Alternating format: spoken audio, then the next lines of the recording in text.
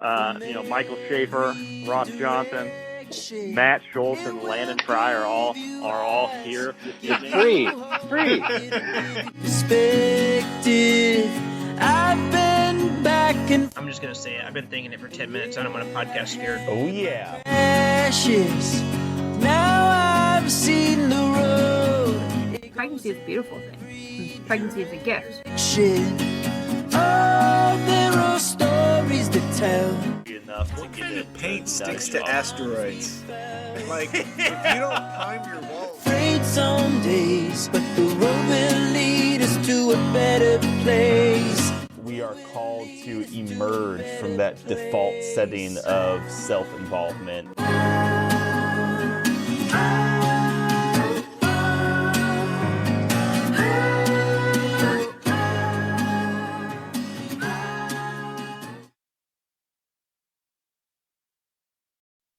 Hello, Speech Guy listener. This is Mike. You're looking at episode number 19 of our series, episode 2 of Speeches Before They Died.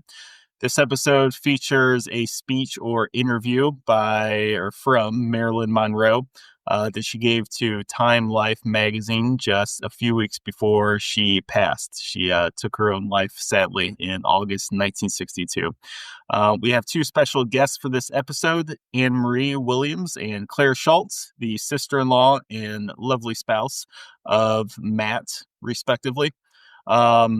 We hope that you enjoy it. We enjoyed swapping some ideas and talking about it. So, without further ado, here's the show.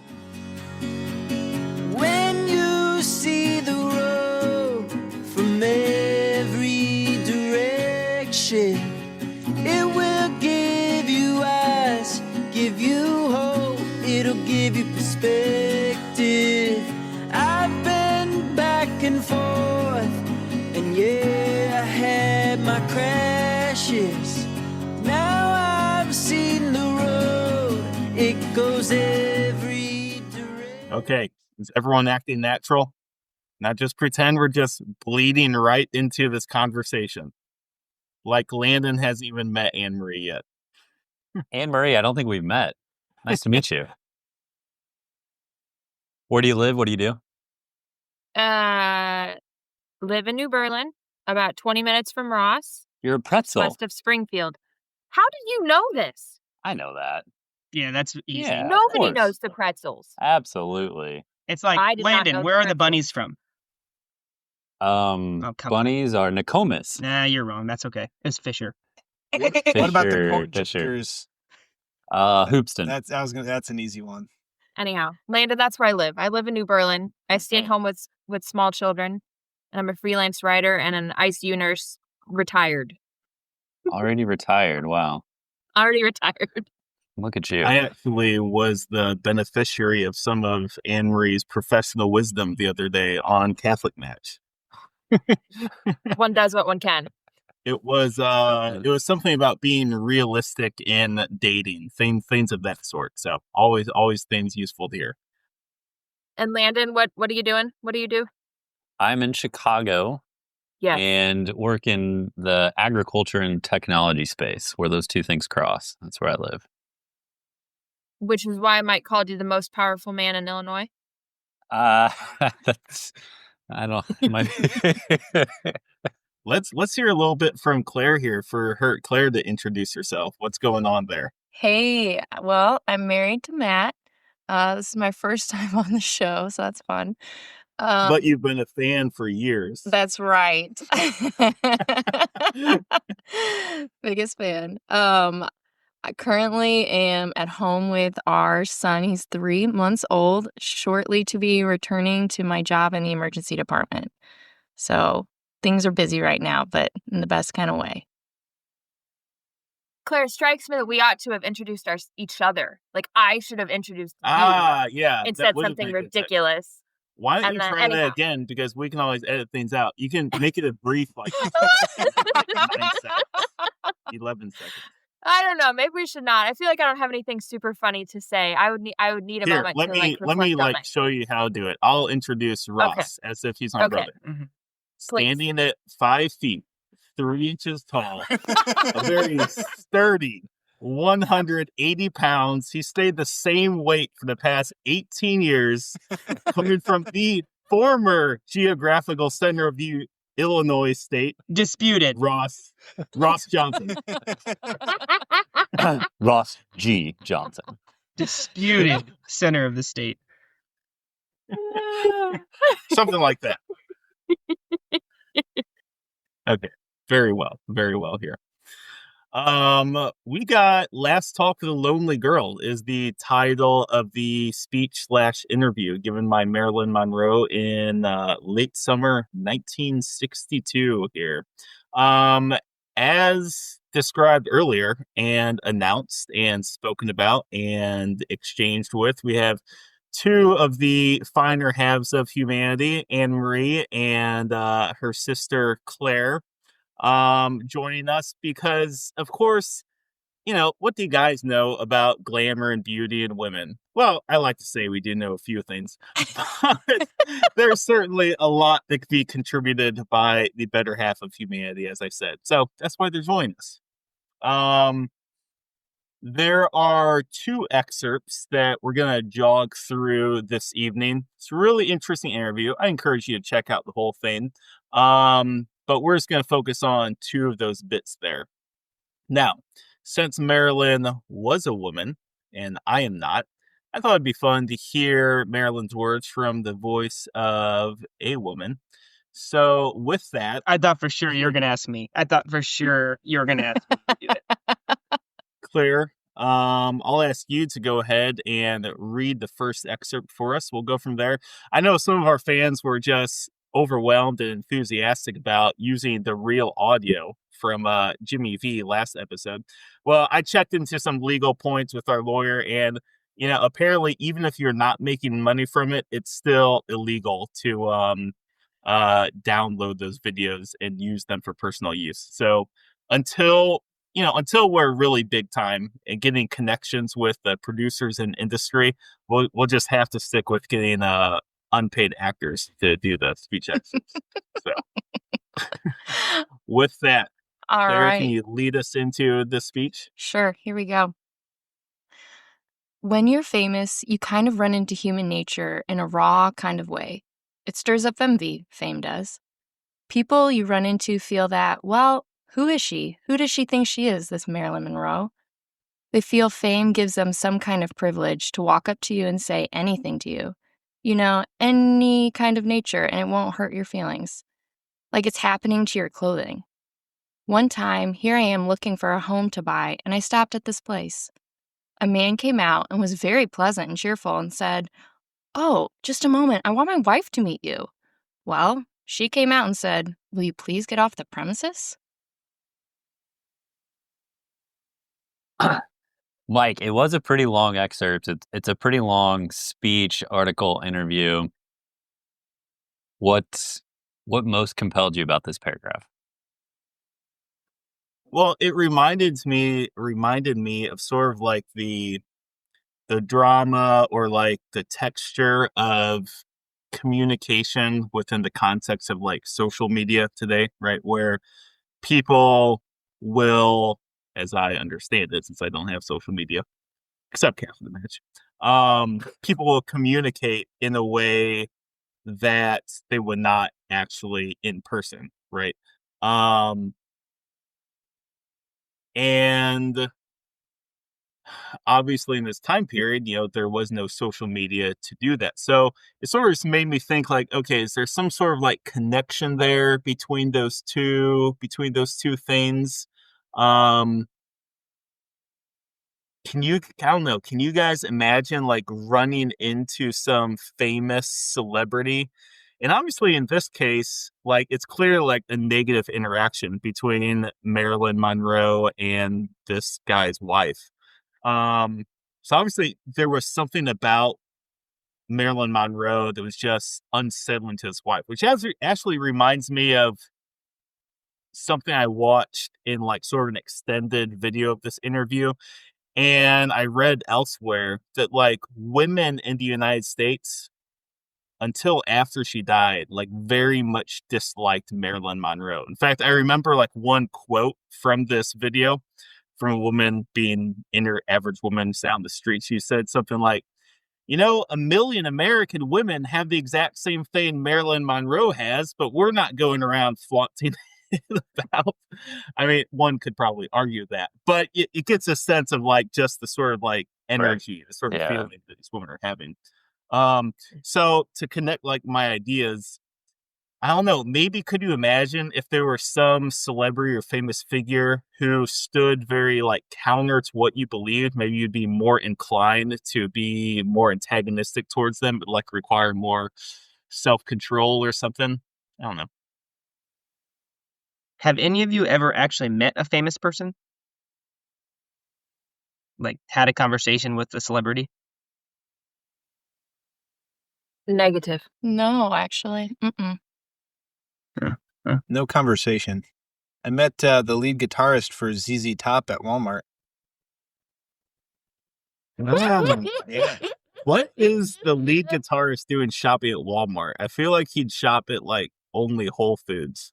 No, well, it was a Walmart in East Peoria as well, which is even better. But if you've ever been to that Walmart, They probably have a plaque with his name on it there But now. yeah, I don't know. He is just in the pharmacy getting some sort of, I'm sure, very legal Getting his substance. Advil. I don't know. But you didn't ask for Claire to meet him, and then Claire wasn't like, "Hey, I hate you." no, that didn't happen. Surprisingly, no. Yeah, I've never really had a conversation with a celebrity. Landon, what struck you about that excerpt? I think the negative, just how much the negative relationship with this individual weighed on her. And yeah, it did get me thinking of what is it that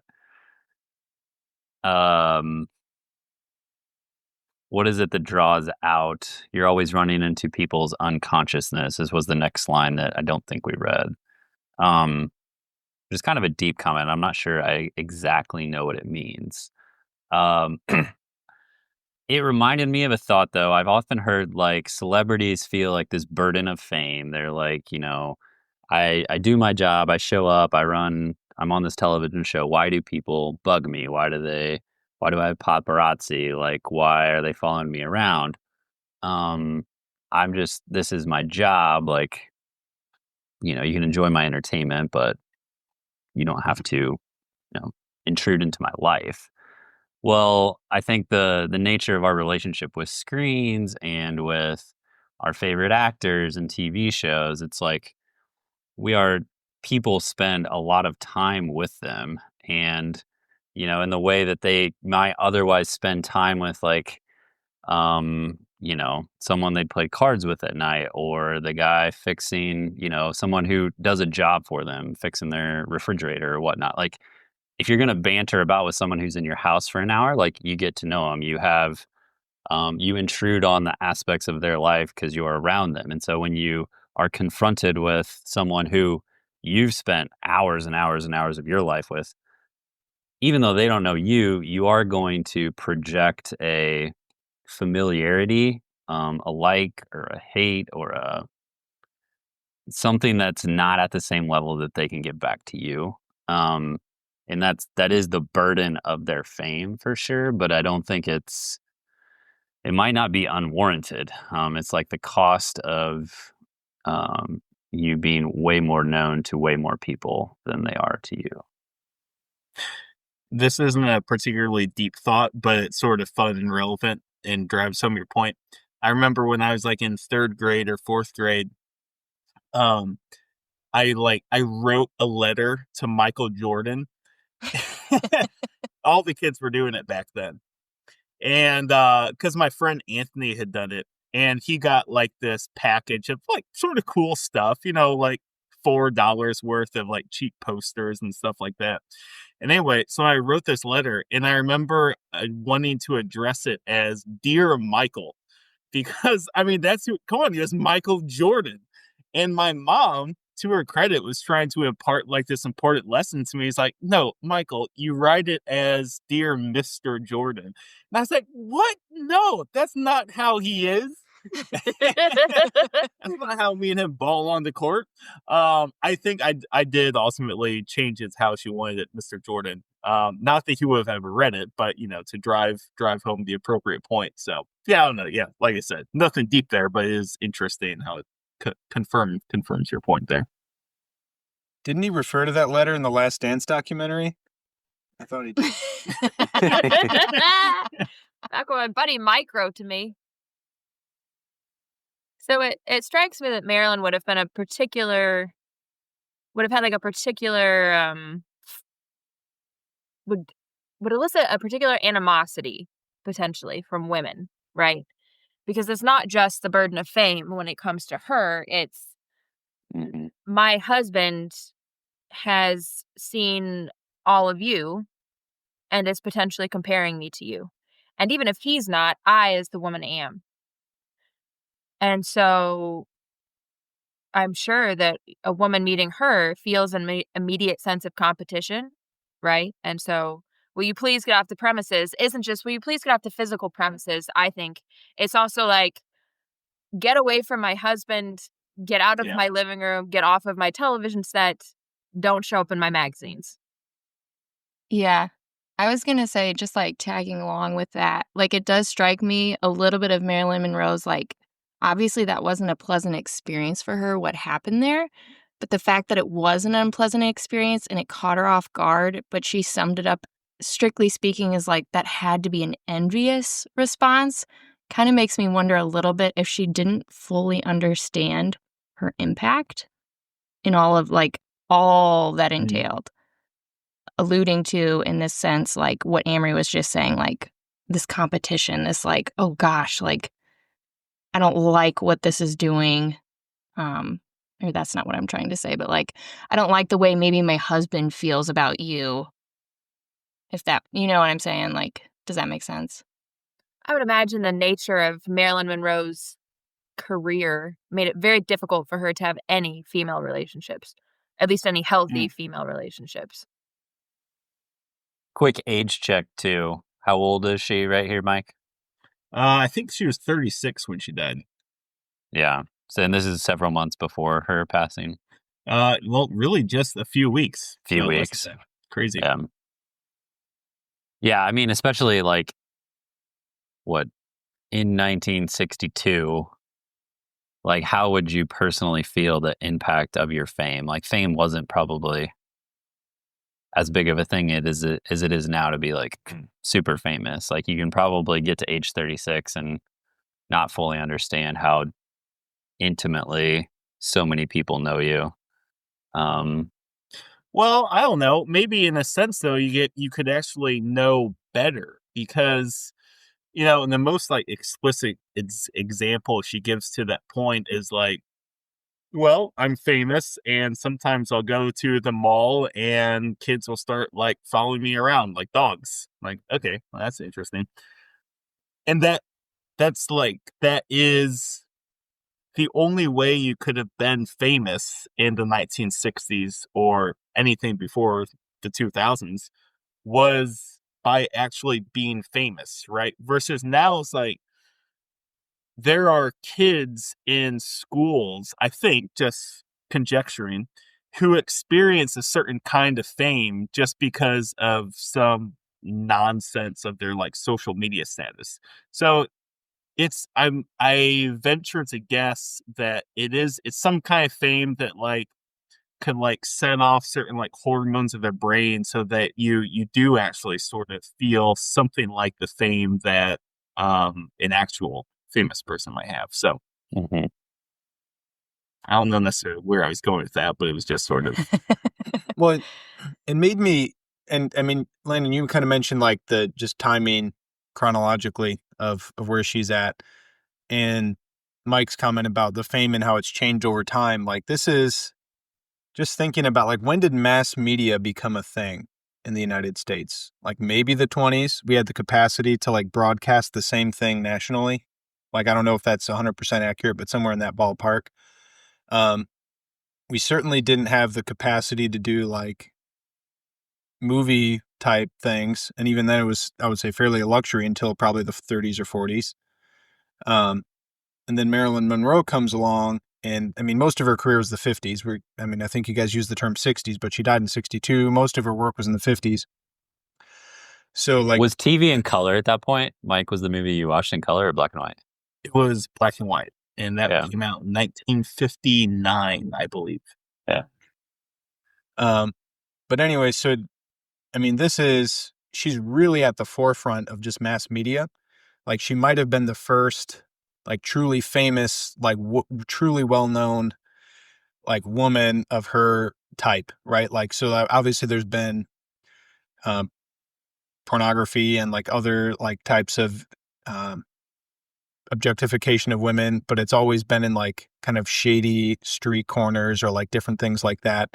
I know most of her work wasn't, like, strictly speaking pornographic, although she did have a few, like, kind of voyeurs into that world. But, like, for her to really deeply embrace, like, that, just, like, the sex appeal side of, like, being an actress, like, really, really groundbreaking. Like, if you put this within the context of all of history and, like, just how mass media, like, this is the first person who, like, most women in the United States, at least, would have, like Anne Marie mentioned, like, would have compared themselves to, or, like, felt this sense of competition with. So just to put a fine historical point on that, to make use of my time I spent reading, remember before her, there was Jane Russell and Rita Hayworth, I think. Now those women were presented in a way that more like appealed to other women because they were popular during World War II when all the men were away. Whereas obviously now when Marilyn Monroe was famous, it was obviously post-war and men were back home. So that was sort of like the dynamism that was going on there. But I find it very strange that on the one hand, she's this cultural icon, but then within the speech that you sent us, Mike, there's this massive pay gap between her and Jane Russell in this movie that they were in together, Gentlemen Prefer Blondes. So in the back of my mind this whole time, it's like she's saying these things, right? But really what I'm hearing, knowing as like what happened next, right? That she killed herself very shortly after.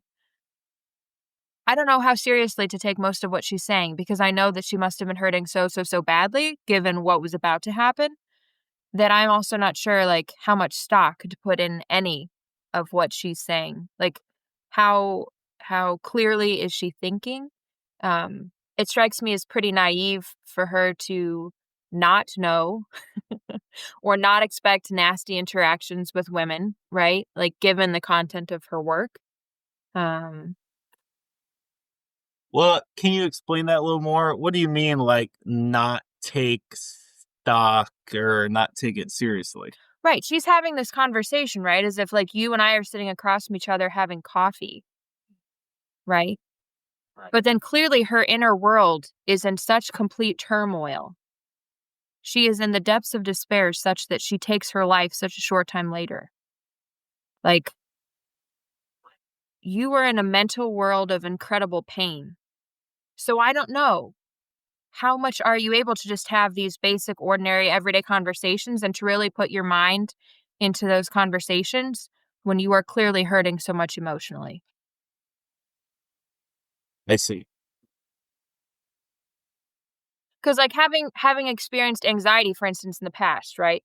Like when you are feeling super anxious, you're talking to people, but you're not thinking that hard about what you're saying because all you hear is the noise in your own head, right? And so that's just a microcosm example of something that clearly blew up not long after. So the question I'm asking myself is like, I mean, sure, I can sit here and try to analyze like what she meant and did she know exactly how powerful her impact was and all of these things? But how seriously ought I to take her knowing that she was really hurting at that time, you know? I think it's when you said something that I guess stuck out to me from the excerpt, which you kind of touched on a little bit, like when you said she seems kind of naive and not understanding how she's probably going to be received by other women.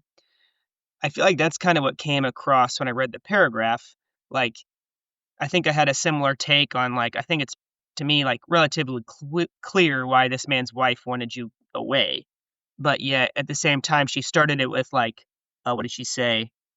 It stirs up envy, fame does. And she, like, that kind of led into that story. So it was like, I don't know. I don't know if envy is the word I would describe for the wife saying, get the heck out of here. Because it didn't seem so much as like, oh, I want to be you. Like, you're so awesome. So much as like, you are a bad thing, get out of here. Um, so, but so when you said like naive, it's like, and again, whether or not how serious to take the words, but at least how it's presented is like maybe it's almost like she wasn't aware of how that was being perceived. And I know we're probably going to touch on this later, but to maybe just kind of start the dabbling is kind of this, I felt like it's pretty obvious through the speech, is kind of this, like, her okay with being a sex object and then also not wanting to be that. And like, I feel like that little, I don't know, duality or that little conflict comes through like multiple times in the speech. So it's like, I don't know, it just kind of struck me. I was thinking like, I wonder if she just she didn't seem happy with it because she couldn't really even decide if she was okay with it or not. But just how aware she was of the entire situation, I guess. I don't know, that just stuck out to me a little bit. I feel like from that paragraph, but then through the whole speech, just this kind of, I don't know if turmoil is the right word, but yeah, just the battle between those two thoughts, I guess. So, Ross, like what you were saying kind of made me think a little bit like in like her history when you were saying that about how she wasn't fully aware. It does strike me a little bit like if you consider, I guess, like I was reading, unfortunately, she was like molested growing up and she was in foster homes and like kind of bounced around a lot. Just like what kind of impact that would have had on her. And then like, how did that shape her so that when she was growing up and it was like some photographer discovered her and was like, oh, you'd be a great model.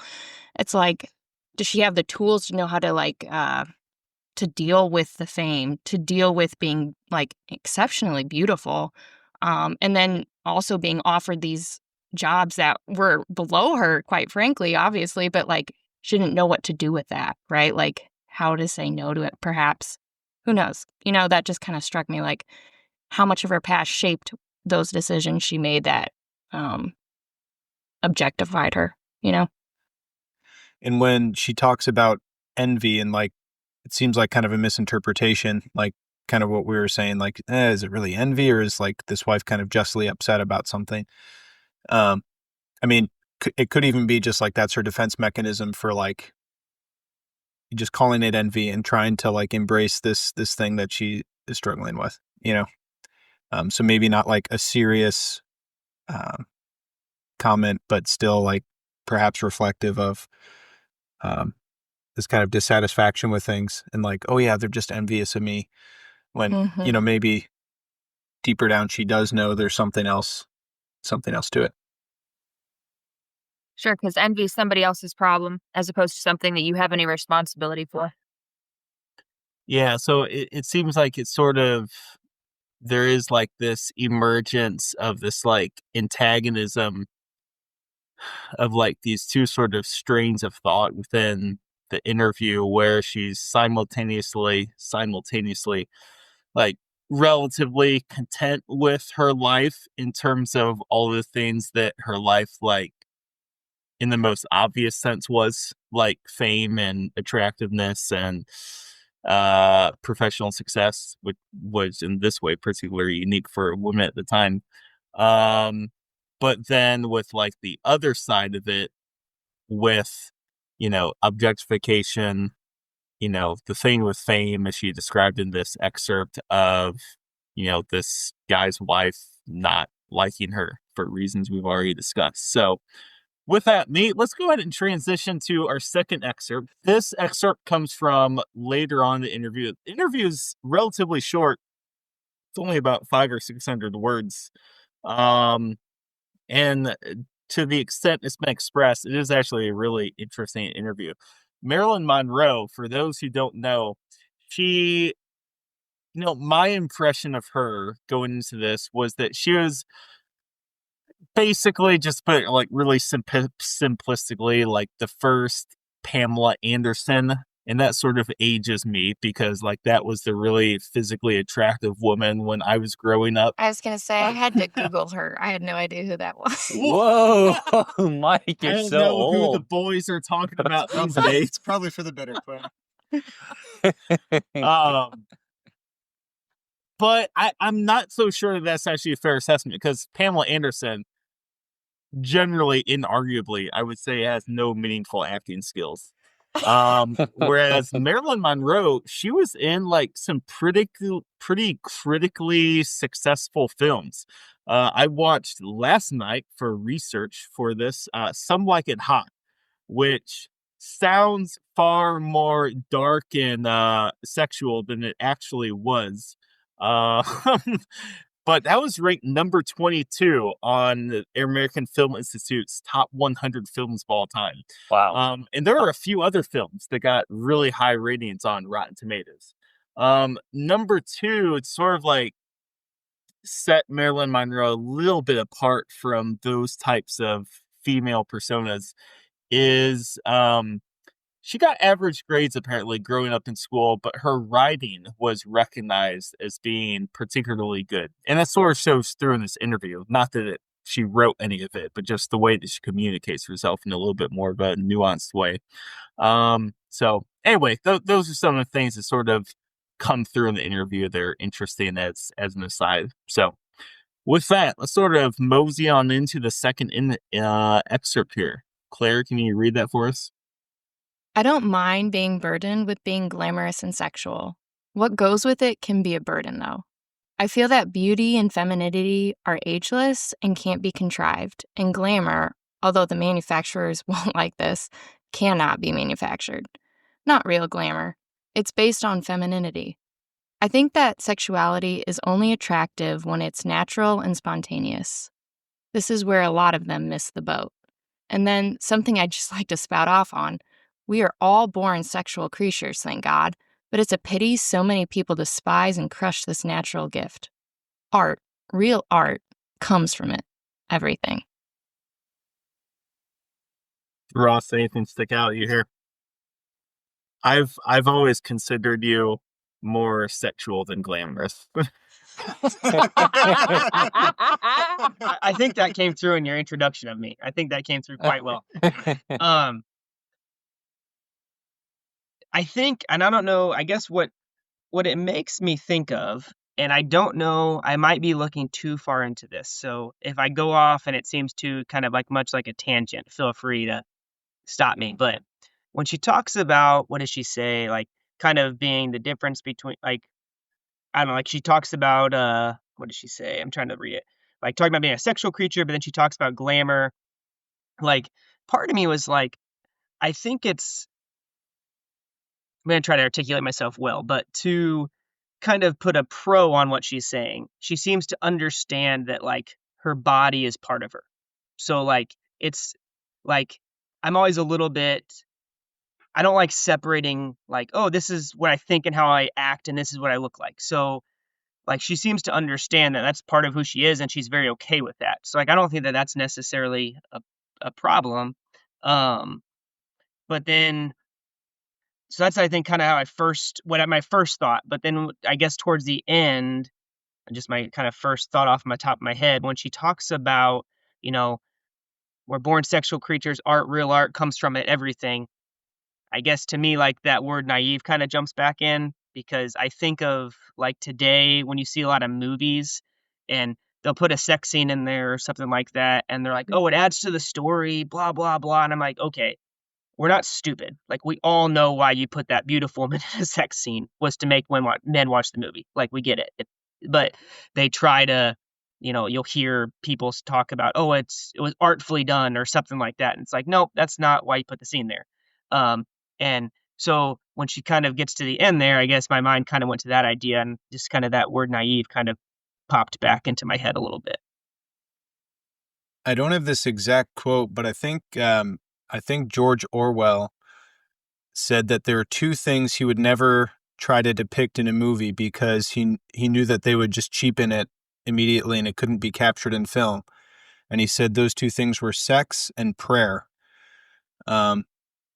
which I thought, was just a really interesting quote. And just what you mentioned, Ross, like, I think that actually is very appropriate. So before we get too deep, because maybe it might not be obvious to everyone listening, she distinguishes glamour and sexual as an adjective. So as synonyms, sort of how I read that, a little bit more like, I don't know, modern day language or language that might sound more familiar. I read glamorous, and I would see were synonyms like gorgeous, beautiful, and then sexual is, sort of their sexual, hot, smoking, whatever, stuff like that. So just to clarify that. I'm glad you brought up those synonyms, because when I read the speech, what kind of jumped into my head was the exact same thing. And I guess, and maybe she sees it, maybe she doesn't, but I actually recalled a conversation I had with someone in college. Now, just for the listeners to know, this isn't how I still talk and speak, so I'm kind of admitting some falsehood here to my early college immaturity. But I remember somehow trying to classify someone as hot and someone as beautiful. And like, I was very young and immature, blah, blah, blah, but I was talking about two different things. And so when I think of, to kind of touch on my earlier point, like, if I were to tell my wife, you're beautiful, like, I mean, physically, she's incredibly, like, I think she's attractive, but I'm talking about, I think, more than that. I'm also, you're beautiful, you're attractive, like, I'm attracted to you as a person, just like our conversations, like, there's a lot more, like, it doesn't exclude what she looks like, but it includes a lot more than that. Where if, like, and again, 18 or 19-year-old Ross, when I said someone was hot, like, you're strictly looking at what they look like, if that makes sense. I mean, I guess that's the definition of objectification. But so that kind of stuck out with me, that little, she even seemed to kind of talk about glamour and sexual, like that same thought that Mike just said, like hot and beautiful, that I remember thinking like, oh, I've had that thought before. So anyway, I'm glad, Mike, you also had the same synonyms that I did. Claire and Marie, was this distinction ever explained to you in any meaningful way when you were growing up by anyone? And did like you absorb it? Were you receptive to it?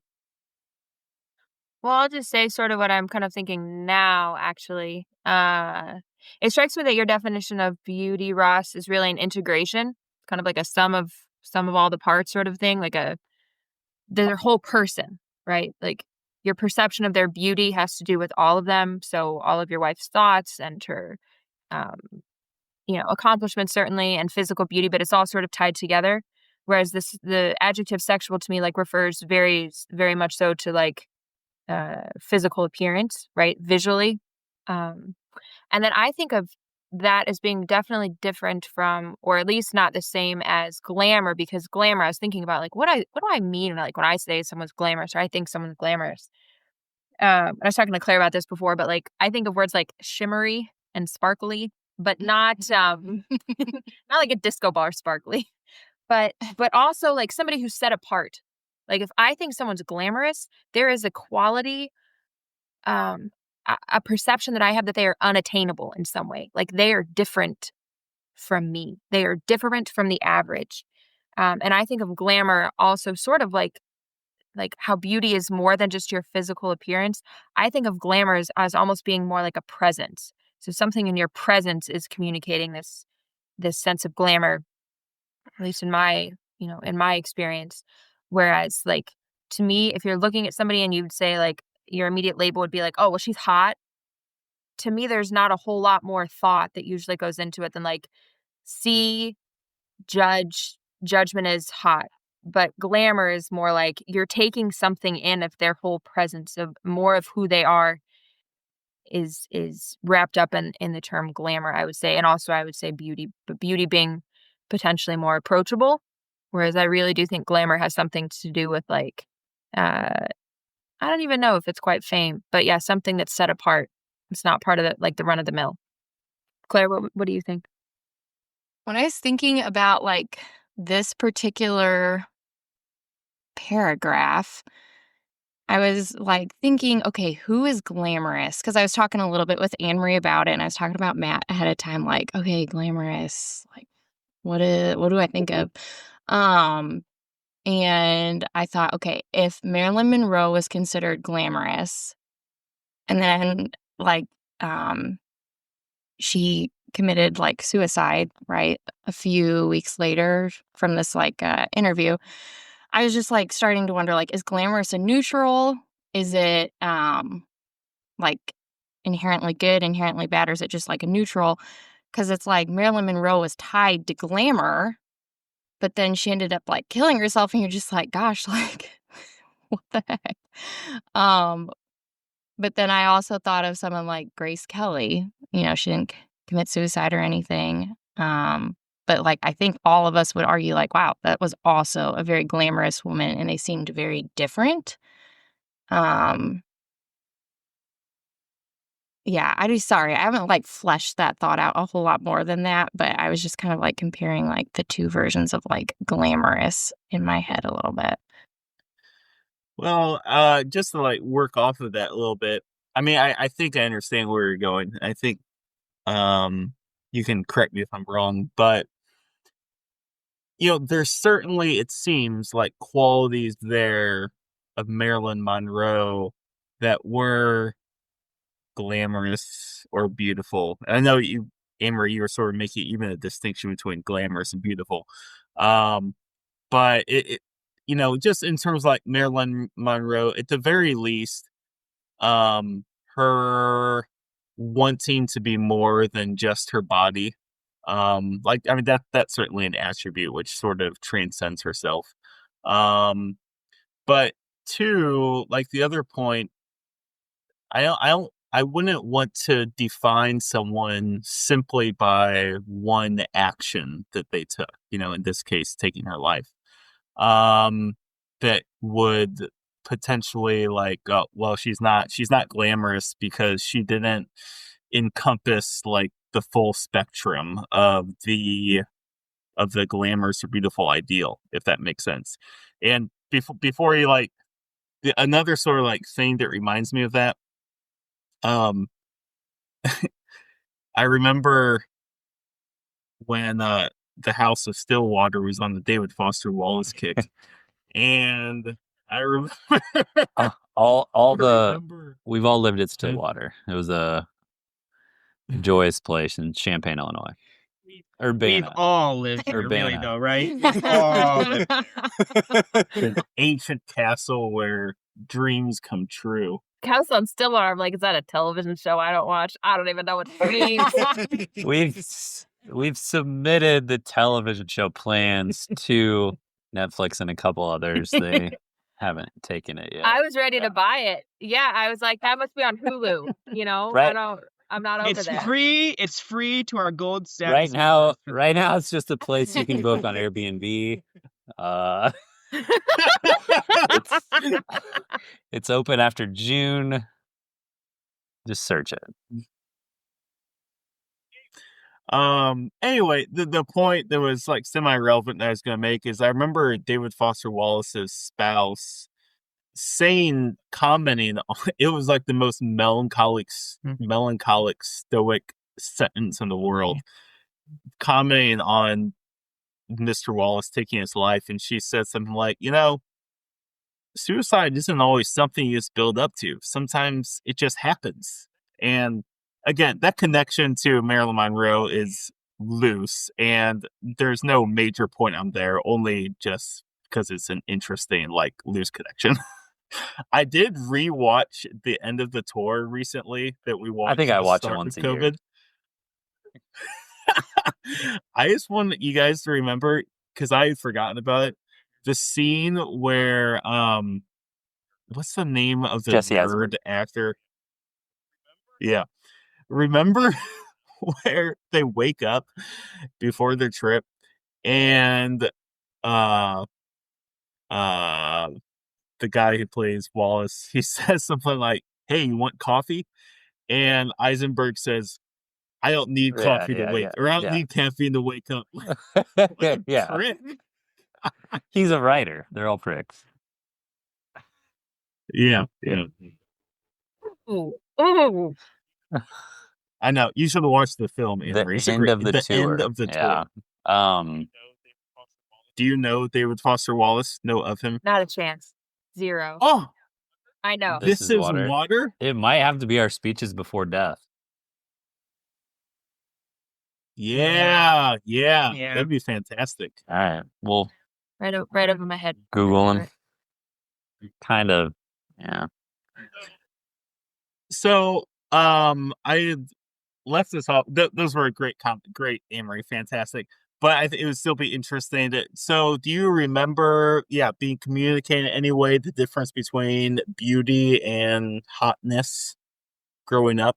I would say I was more familiar with like messaging about modesty. I don't know if I like modesty versus hotness. I don't know if I heard a lot about beauty, which I think is probably an interesting commentary there, that it wasn't so much an emphasis on beauty.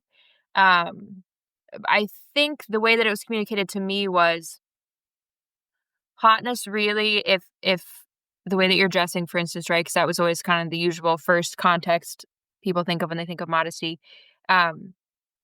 If you are dressing in such a way that all people are able to see at first is your body, then it makes it a lot harder for them to be aware of all of the other aspects of your person, right? Which makes it harder for them to form an opinion of you that's integrated and takes into account all these different areas of your life. And so Marilyn Monroe strikes me actually as like a really interesting example of somebody whose body was screaming so loudly certain things in the movies, right?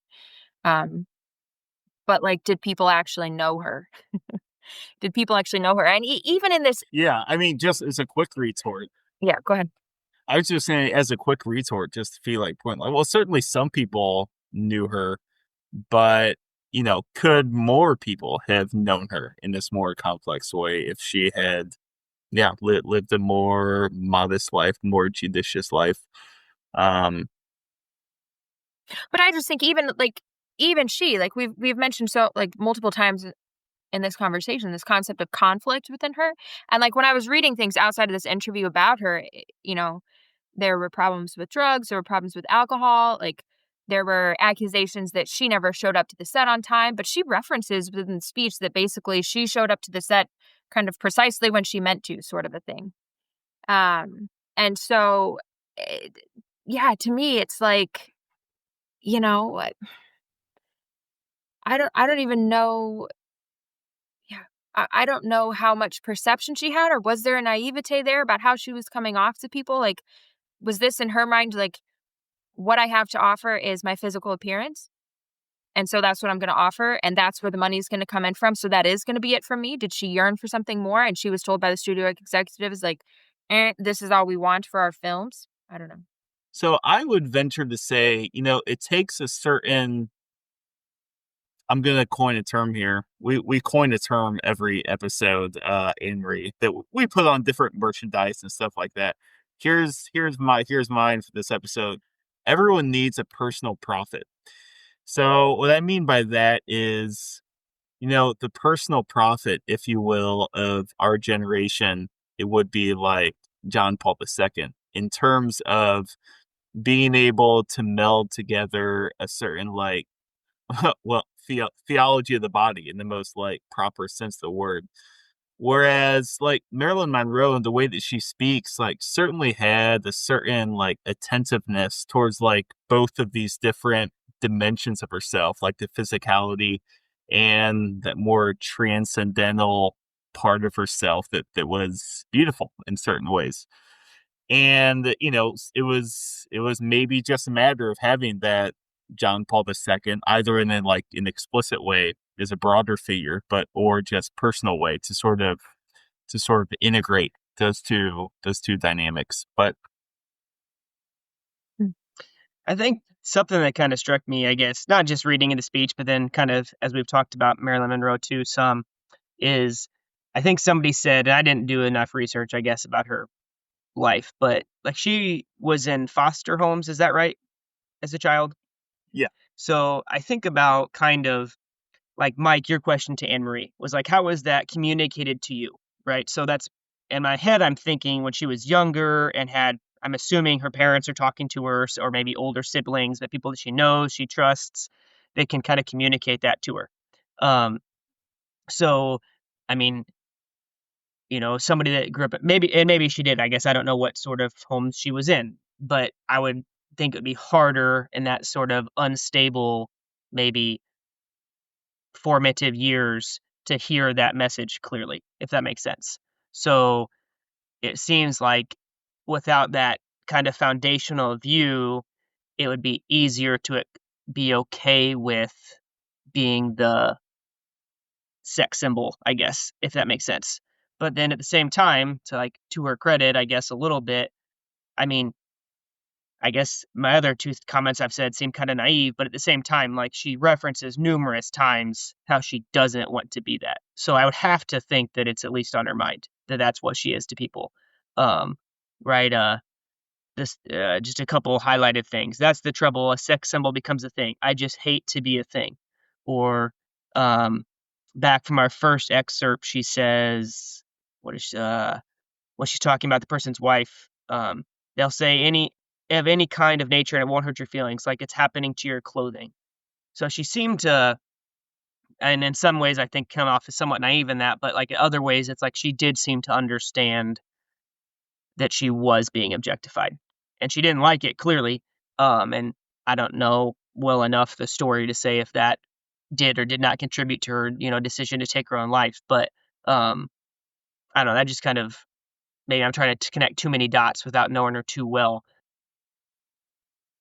So, sort of a point I wanted to explore a little bit that's pretty close to this point. Like, to what extent does the secular world worry about objectification of women? And just to put a couple of other fine points on that, as you sort of prepare your thoughts, it's like there's a certain like dialogue, it seems today, where like even that idea, like the objectification of women, sort of like the things that go with that, can almost seem like what's the word I'm looking for? Like sort of like patriarchal, because a lot of what goes with that is, of course, like, well, if we want to maybe do something to help reduce the objectification of women, then we have to make sure that women dress, more modestly, right? Well, that sort of like has a certain like patriarchal flavor, like rightly or wrongly, right? Which of course is like anathema to the secular world. So where does like that leave the secular world then with like dealing with this issue? Does it say, oh, it's not actually an issue, it's all just made up? Or, oh, well, actually, we're going to deal with it, but we're going to deal with it in some other way of X, Y, and Z? What do you guys think? Say the question again. How does the secular world deal with the problem of the objectification of women, the sexualization of women? This actually does tie into sort of one of my other prompts. Maybe I'll just reread it to sort of have a different sort of dimension to the same kind of question.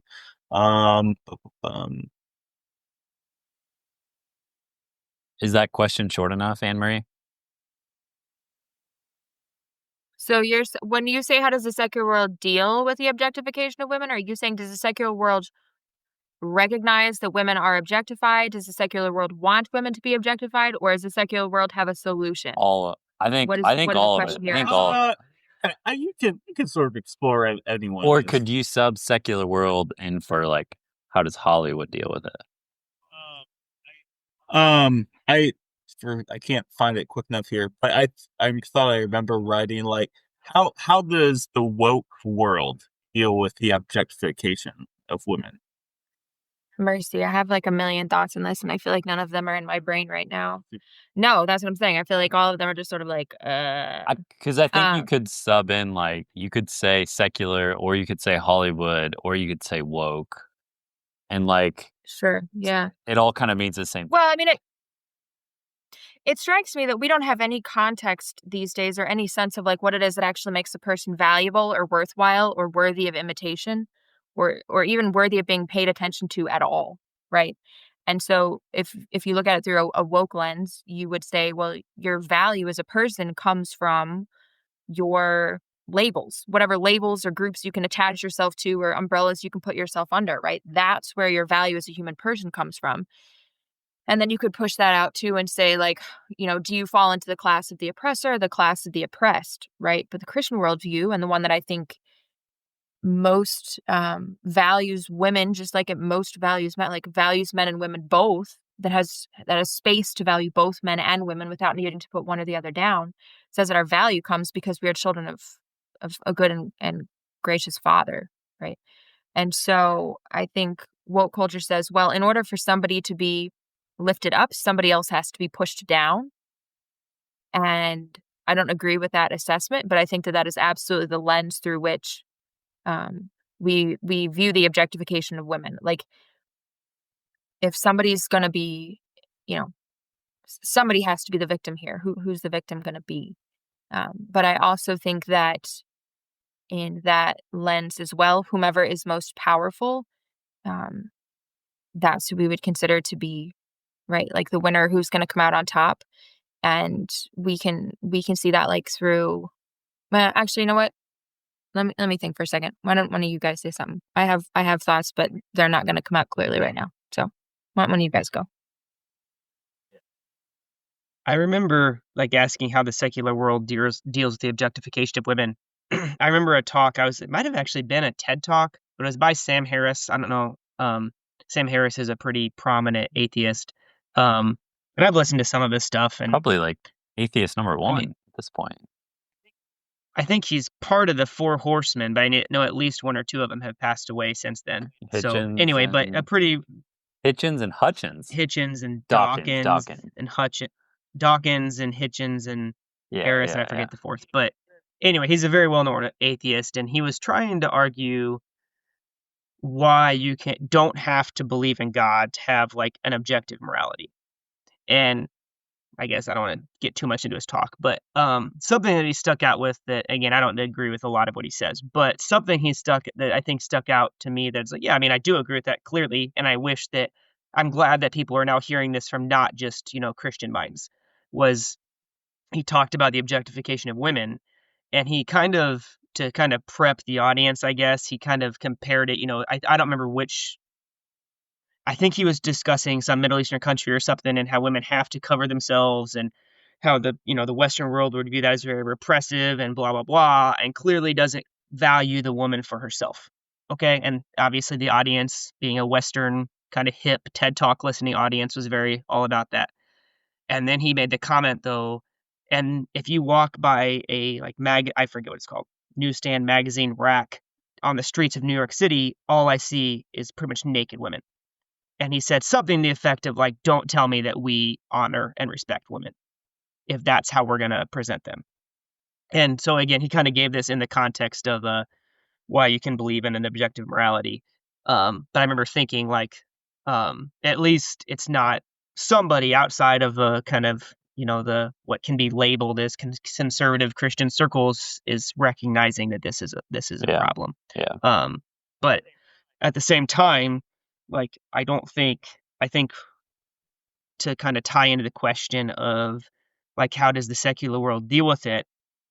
Like, I remember I'd have to listen to the talk again, honestly, but like, I didn't feel like there was an adequate reasoning to get to that. It's like he innately knew that was the answer.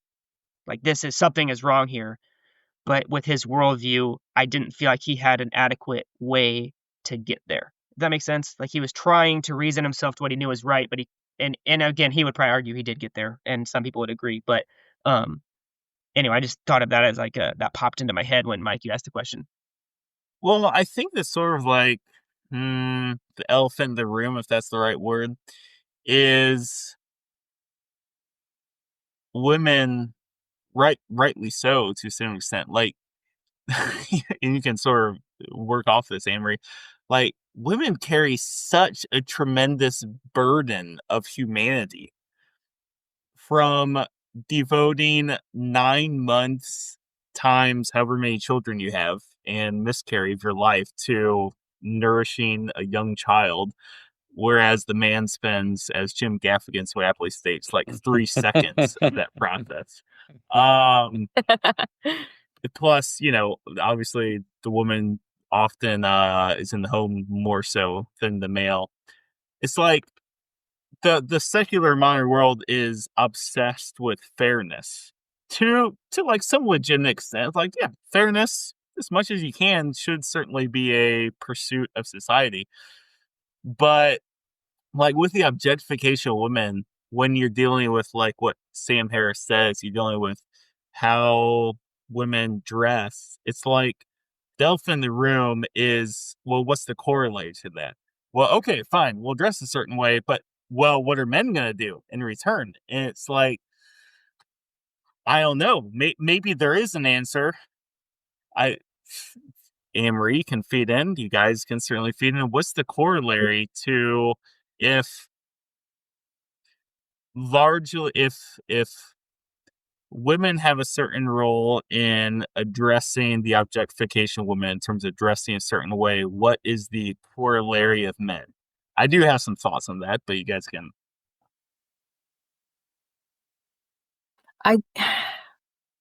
Gosh, I feel like I spend so much time thinking about all of these things and reading about all these things.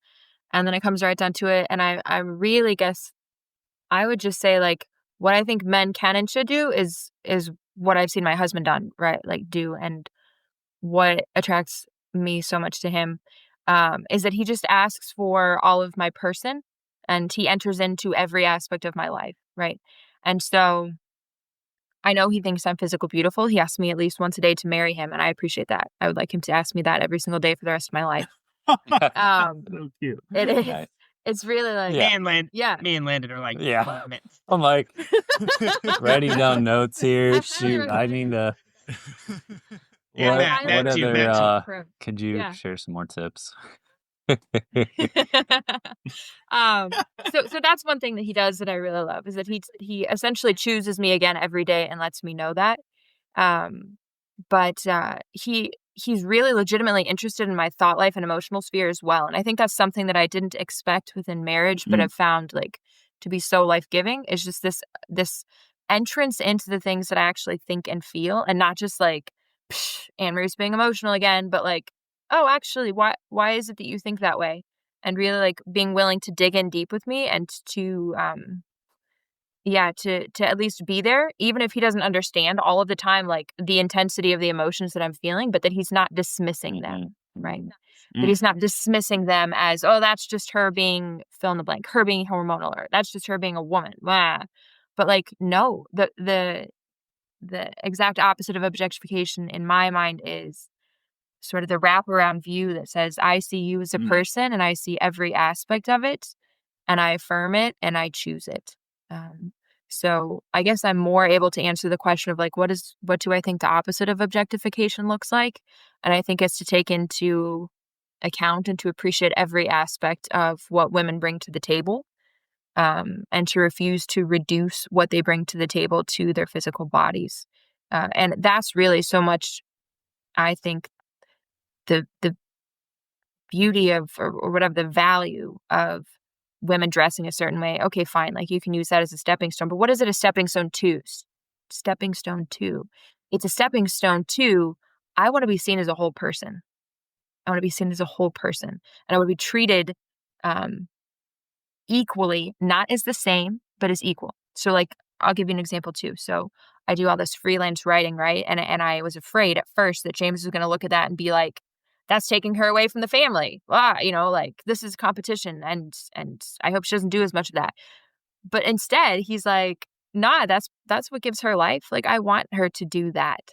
I want her to do more of that. And so we will make arrangements within the family or what have you, that like there is space and time for her to do that. So that equality, that I think is a real antidote to objectification, but to see every aspect. Is that at all what you were asking? Even better. That's Yeah. fantastic. Thank you. That's great stuff. I've got a thought, but I've been talking a lot. I think you guys got a I riff think on that. I think maybe in contrast to what Anne Marie said, which is like, yeah, I think that's spot on and beautiful. But in contrast to that, like I think your original question, Mike, was something about like, what is the general world or general culture? Like, how do they try to solve that problem? Or do they believe it's a problem? Well, I think they do. I mean, there's, at least in the last 5 years or so, like the term rape culture has come about.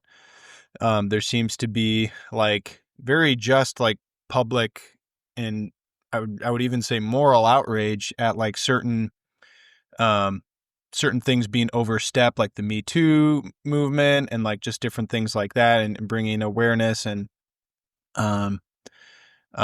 just trying to make that make it known that like that there are things that are unwanted that women experience, right? And that's not right, and that men need to do something different. So I think that has been a thing, and it has a problem, or it is recognized as a problem. But it seems like the solution I observe is like just the term consent, right? So like, yes, yep, if the absolutely. woman consents, then it's okay. If they don't, then you're a terrible person. And like, I mean, you could even bring this out even outside of like specifically sexual scenarios. Just like, I know a few years ago there was like the Super Bowl halftime show with like Shakira and J-Lo, right? So two like 40-something-year-old women, like mothers, kid, wives, kids, all that. And like, yeah, I think by any step or any observer would at least like be surprised or shocked, and maybe not shocked, but like at least pay like attention to like, oh wow, like they're dancing very sexually, right? And they're dressed very, very sexually. And people have all different responses, right? Like some people are like, oh my gosh, like how, like this is over the top. I know I had like this really scummy, like 50-something-year-old patient, just this guy who's just like, oh, wasn't that sweet? Just like, as if he was like a 13-year-old in a locker room, or whatever. Yeah. So anyway, I feel like, but then there are the people who are like very stout and defending like, oh, they're right. That's what they can do what they want.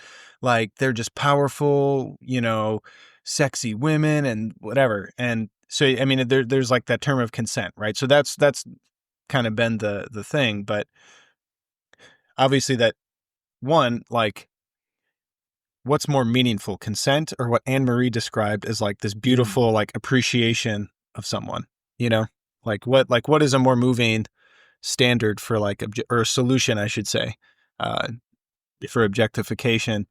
And then you run into a lot of issues with consent because like you can consent to one thing one day and still feel terrible about it, right? Yeah. Well, and consent too, like there is a little bit of research about consent specifically. And the only reason I know this is because I was writing an article about how Planned Parenthood got new sex ed standards passed for the state of Illinois for K through 12 now. It's like mandated sex ed programs. And so I was reading a little bit about consent for that. And even in the research they've done, it's still not adequate because the concept of consent is way too murky. Right? Women are still the losers, even with the concept of consent being drilled into everybody's heads, because maybe you don't want to be slut shamed, or maybe you're experiencing peer pressure. So you're saying yes, even though you really mean no, or maybe you said yes to this one thing, but you don't actually mean yes to this other thing, but no distinction is made. Like, how do you even live in a world in which consent is your only barometer? Like, it just doesn't work. And like I said, a couple of research studies that I looked at, it was inadequate. It was an inadequate measure of, well, if consent is obtained, then everybody's okay, right? No, that wasn't the case. So this thought, it's halfway playing the devil's advocate, but more like in an I don't know what the word for it is. I don't know. I was walking into it. So here's like there's multiple elephants in the room. Here's another elephant in the room. So elephants are the best. Elephants are the best. Great depiction of the opposite of objectification. But like here's like the challenge. I've talked recently about this with another friend, actually sort of about anti-racism, because I dare say there's a certain parallel between anti-racism in the academic sense of the word and purity, chastity. Okay, so we'll set that aside for a minute. But the point is, it's like, how do you? It's much easier in like a mechanical sort of sense to, when you're like chatting amongst your Christian church members to say, okay, guys, what are we going to stand for? Okay, we're going to stand for women not having skirts more than 1.5 inches above their knee. Okay, precept number 1. Next thing, we're going to have lemon squares every other Sunday. Okay, yeah, you get the idea, right? Very measurable. Versus, okay, how do you articulate the corollary, the opposite of that, or the complement, the masculine corollaries that, okay, men, you're going to say, will you marry me every day? Well, okay. I mean, obviously that's more particular to your circumstance. So there's all like this complexity to it. Now, how I say, and I know how you guys would generally agree how you do it, well, you got to have intentional friendships. You got to have guys who are going to challenge you. You got to be reading at least 1 or 2 books every year. They're sort of like cutting into you and lifting you up, and that right balance of calling you a piece of crap and also, like I said, lifting you up. Well, some guys don't want to read. Some guys suck at making friends. Some guys just can't see all these layers of the world. Like, man, how do you deal with it? I don't know. So let me try to re-summarize your analogy. Yeah. You're trying to think of some of the rules that are given to women publicly in a Christian setting. No, metaphorically, well, they're acknowledged publicly, okay, I think, and then find the corollary or anecdotal, or what's the best similar rule to give to men? Yeah. That is of the same magnitude towards women. Yeah. So here's actually, which is a good question, because I can't think of any. Good. Because there's quite frankly, someone in my life. There's multiple people in my life who have said things like, well, it's okay to look, at a girl, right? Like, and in all general terms, like they're good people. I mean, no, they are good. They're probably better than me in most ways. But it's like, but at the same time, I am 100% confident in the sort of like pollution that sort of like statement has to themselves and to society as a whole.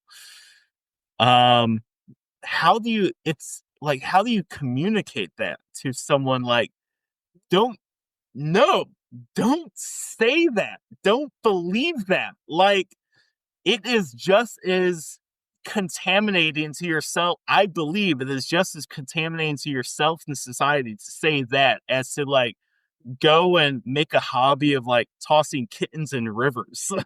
That sounds silly, but I mean, I think it sort of like gets the point across. One way I've heard it described, and I would say this is probably as succinct, and obviously there's depth here that is missing because it's so succinct, but someone once described it as like the first glance is free, the rest you have to pay for, was what they said. So basically, if you notice a beautiful woman, right, like there's nothing wrong with noticing.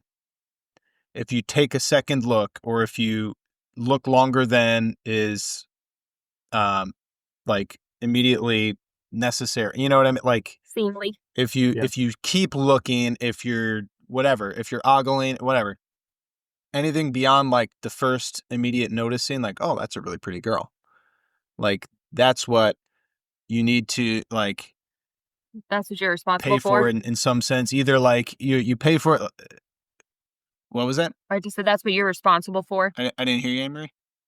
That's what you're responsible for. Yeah, that's what you're responsible for. Yeah. Yeah. So I think that might be a succinct way of. I think it makes sense. I don't want to like hog the platform, but it is an interesting point. And it might actually have relevance in like tying things together. I had said something like anti-racism in the academic sense has like a certain corollary.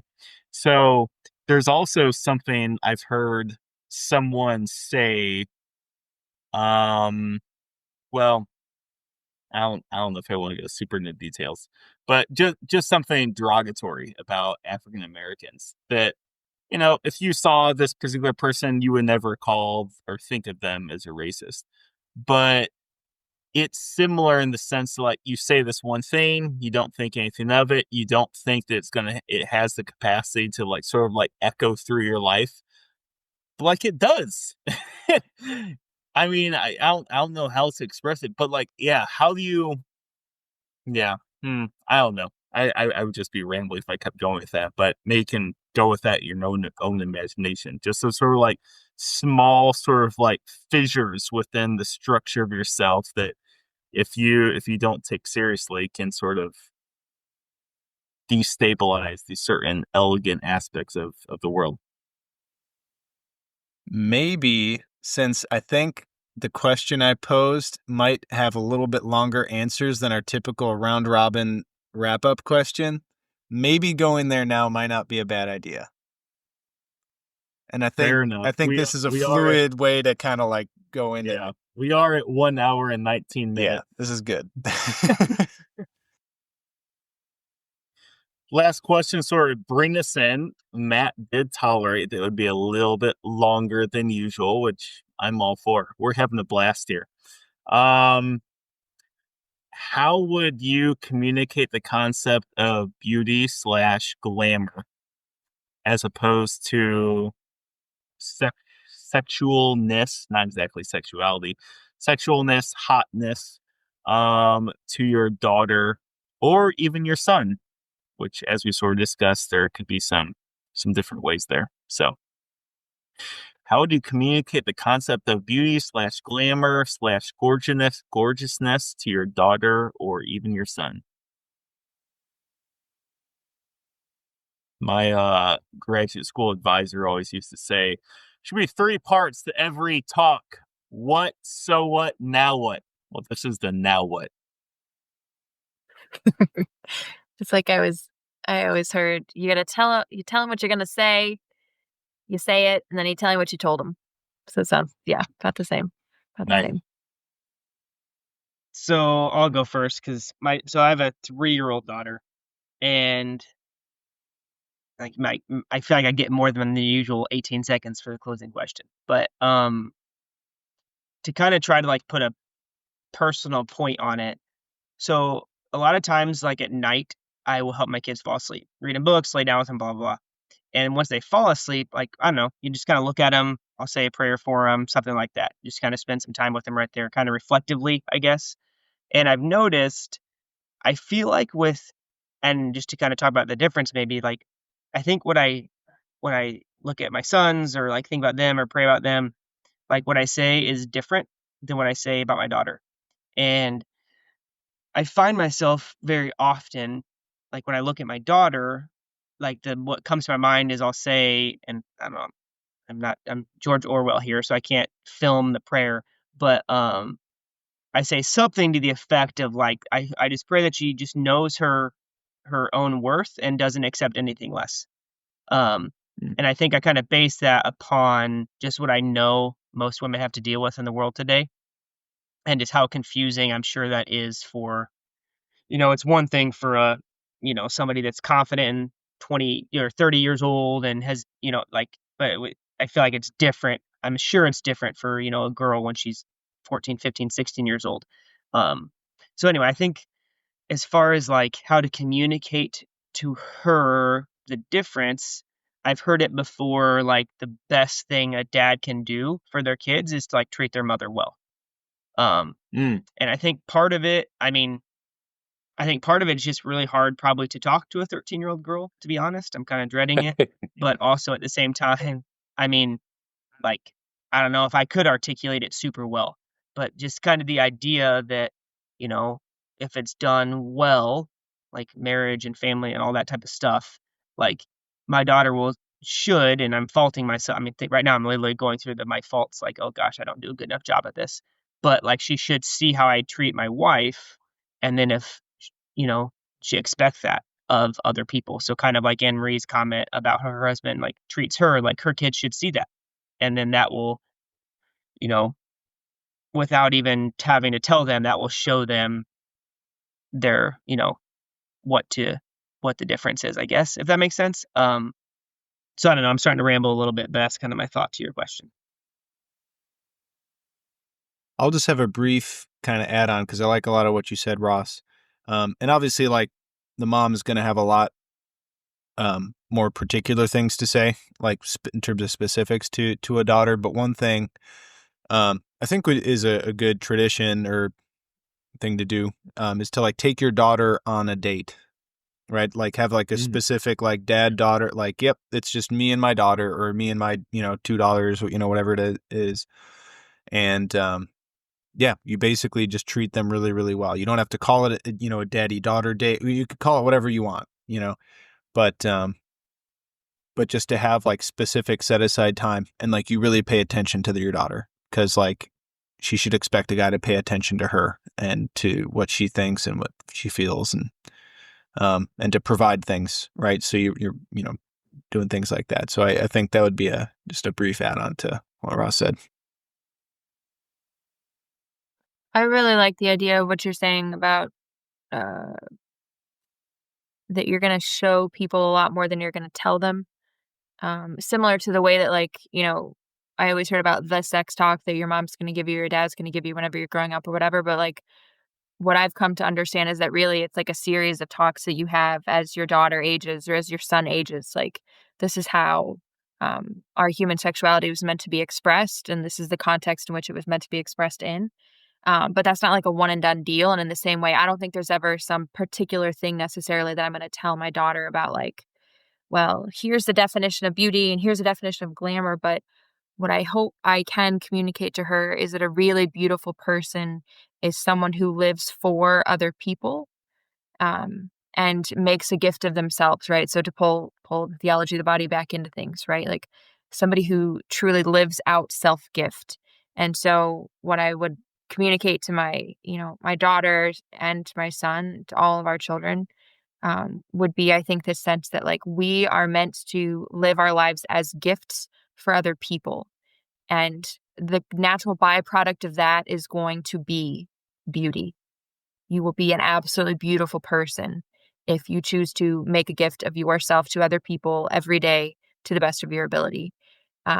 If my daughter wants to know about glamour, I have every interest in getting her into dance and sparkles and glitter and anything she could possibly want. Like, Claire sent me this ridiculous picture of her wearing like a fur coat and these like giant oversized glasses. Like, yeah, like if that's what she wants to go for, fabulous.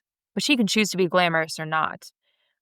But even if she grows up, like, I think she's going to be super into like hunting and archery and all these other like ferocious activities. She can be an absolutely beautiful person in every single one of those activities because she is living authentically in her dignity as a daughter of God. So really, I mean, if she wants to pursue glamour, like, great, and we can flesh that out.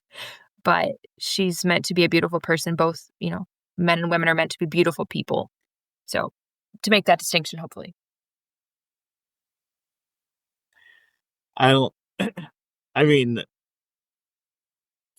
what Ross had to say, and Anne Marie. Matt, I'd say you.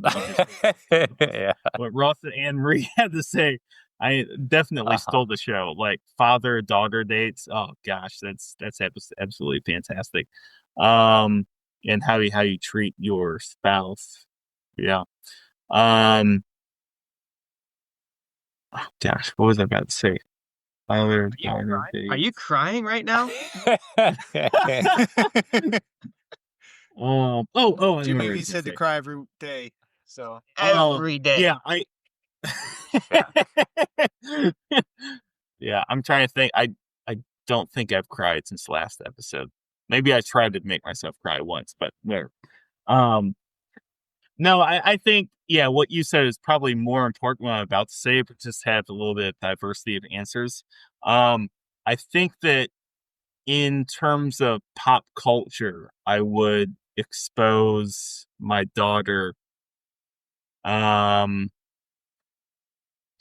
well, I mean, and son, of course, but just daughter, especially in the context of this answer, of the kind of beautiful woman whom I want them to be.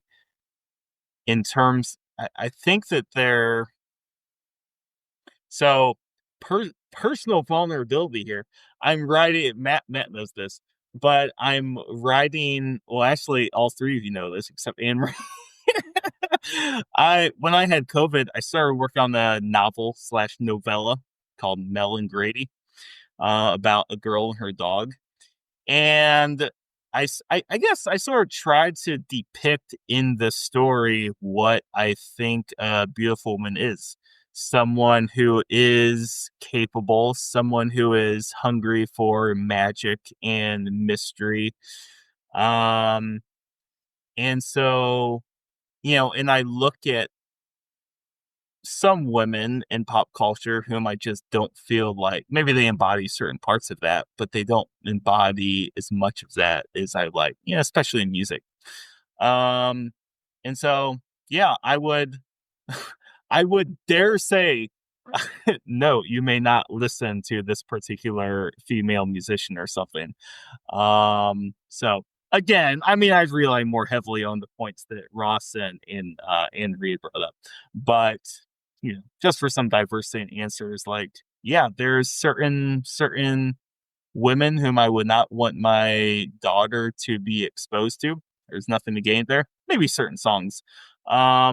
But I mean, it goes the other way with sons too. Like, yeah, my son, I do not want you taking advice from one of the, I don't know, guys, help me out here. Who's a guy? Matt Schultz. Don't be taking advice from Matt Schultz. I need to come up with someone here for this episode.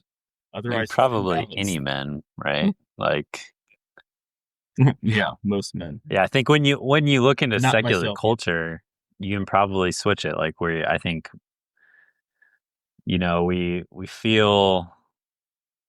feel the most for our daughters and our sisters, but if you were trying to like point to or set examples for the masculine and the son, like, I don't know, that might be harder right now.